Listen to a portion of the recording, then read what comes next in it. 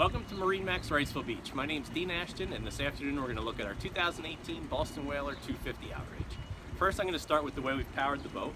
We've upgraded the engine option to twin 225 Mercury Verados. Across the transom of the boat, you have 3 rod holders, your pump out head, and your freshwater fill.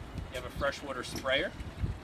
In the cockpit, you have a fold-out transom seat, which tucks away to give you the open cockpit space.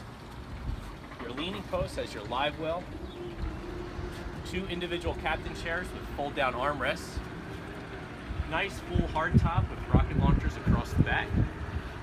Making our way up to the helm, we've equipped this boat with the Raymarine GS 165.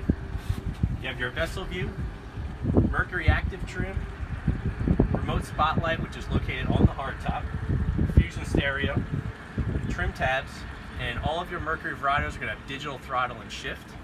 As we make our way up towards the bow of the boat, under the console you have an opening window, which also contains your vacuum flush head under the console. Forward of the console, you have seating for 2 with flip-down armrests. This also contains storage underneath as well, which has a drain that can be used as a cooler. The console is enclosed with hard glass all the way around. You have an opening vent, hardtop with remote spotlight.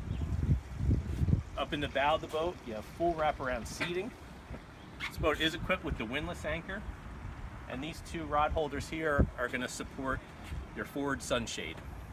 That's a quick look at our 2018 Boston Whaler 250 Outrage. If you'd like to see this boat and some of the other inventory we have in stock, reach out to me, Dean Ashton. Be happy to show you this boat and some of the other whalers we have here.